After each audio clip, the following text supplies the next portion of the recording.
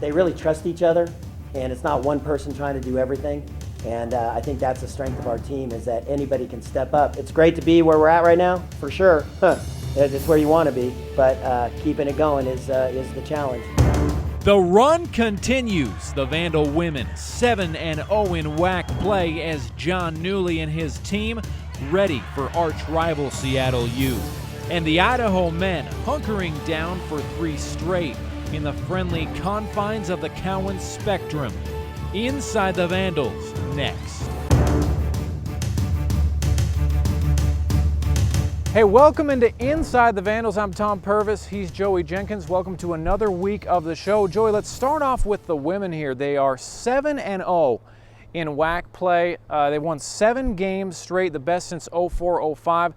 You know, they finally had some fans show up for the game against Grand Canyon. Of course, they were motivated by the free pizza. I just got to say one thing right off the bat. There needs to be more fan support. This women's team, this could be one of the best women's teams that we've ever seen here at Idaho. Where's the fan support? I mean, seriously. They're the hottest ticket in town. And when we look at the game last week against Grand Canyon, a close game. I don't know if I was ready for it, but a close game. What it really came down to, it looked like, for the Vandals to stay perfect, they hit the shots when they needed to. Yeah, you know, 7 for 34 shooting in that first half, such a close game, and you're saying that that's the reason they pulled it out. Yeah, I mean, when you look at the big 3 by Addie Schivo, Huge the 3. big go-ahead layup by Stacey Barr, and this team showed that they're not always going to be shooting over 50%. They shot 30% in that game. They still got the win. And one key that you have to throw in there is the defense has been so solid all year. They hold Grand Canyon to 30% from the field.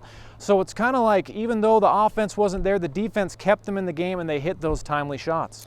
Meanwhile, for the men's side of things, it was a tough time in the desert, as we know. A 20-3 second half run for Grand Canyon, and that put away the Vandals. Yeah, what do you think happened for the men there? Did they run out of gas? I mean, yeah, you talk about the 7-0 run, then they give up a 20-3 run. I mean, the depth is a little bit of an issue with the injuries, but they're starting to get some people back now. Well, and they struggled from beyond the arc. They only went 3 for 12, and that sometimes is their bread and butter offensively. So they struggled. The good news is they've had over a week to rest their next 3 games at home. So, Joey, you mentioned there the 3 home games coming up. I really think they should win at least 2 of these games. Hopefully they can pick up a win against New Mexico State. Well, and I spoke with Coach Verlin about how important this next 3-game homestand is for the Idaho Vandals.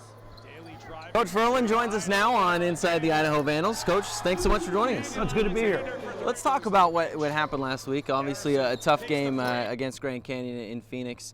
You get that 7-0 run to start the second half. Things were looking good. You're up by 2, but then 20-3 run by Grand Canyon. That guys, they kind of put the gas pedal on. Yeah, you got to give a lot of the credit to Grand Canyon. First and foremost is Grand Canyon's really got a good thing going down there. I mean, you know, they had 4,200 fans, a lot of excitement, a lot of energy, an ex-NBA coach, and they really played well. You know, in the first half, I thought we played pretty well.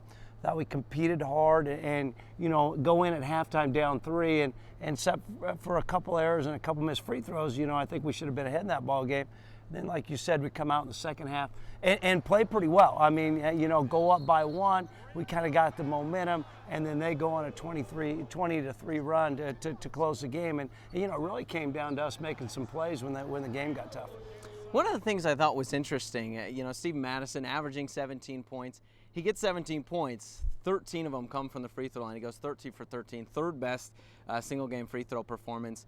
How nice is that when you have players that, you know, we only made 2 field goals, that when they struggle from the field, they're still able to make up for it? Well, Steve can score in a number of different ways, and like you said, it was nice to see him make his free throws because he's been in a little bit of a slump. So to go 13 for 13, that was a great performance. You know, that game at Grand Canyon was a little hard to kind of get into a flow.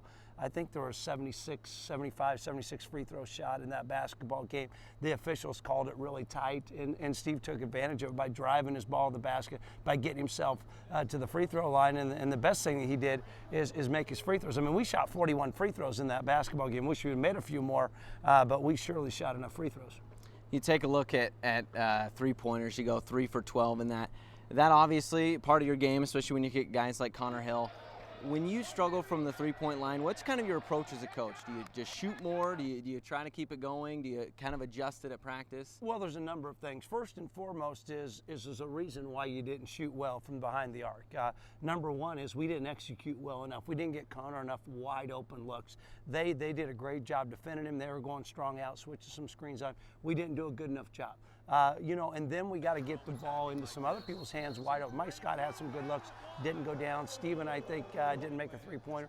So what we got to do is execute our offense and get those shooters wide open, good, clean looks, and we weren't able to do that against Grand Canyon. You get Suki Wiggs back in this game against Grand Canyon. He puts in, 10 points. And how important is it when you get some of your guys back from injury? You look at Glenn Dean as he'll be coming back. How important is that to get everyone back and on the court? Well, it's really important because it allows you to be more consistent. It allows your practices to be more consistent. You're not moving guys around. They're getting to rep their plays, their sets, their defensive game plan in the same position. They're not changing a bunch of things. So that's going to be really important. I mean, Suki played pretty good for just coming off injury. He didn't shoot it very well from the free throw line, but he drove his ball to the basket, was able to get to the rim, was able to get fouled. So I was happy with the way he played, and I'll be excited. I hope we get Glenn Dean back this Saturday for Seattle U. As you get ready for the game against Seattle U, obviously an important 3 games to be at home, and you've had now a long break before those games. You've been able to have over a week to prepare. Take me through that. What you do, I mean, do you give some of the guys some time off? Do you rest a little bit more? What do you do in that long chunk when you don't have Well, games? a little bit of both. What we did is we took Friday, Saturday, and Sunday off. We're going to practice Monday, Tuesday, take Wednesday off, practice Thursday, Friday. So, what I'm trying to do is give them some time off. Our practices this week are going to be hard. They're going to be intense because we got to get better. And the key to beating Seattle U, and the key to beating New Mexico State, and the key to beating Pan Am, rebound, rebound, rebound.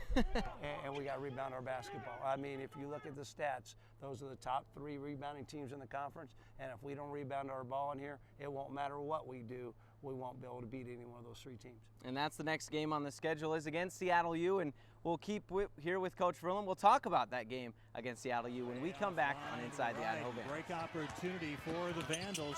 Madison fouled as he went up by Pickett, and Steven Madison will head to the line.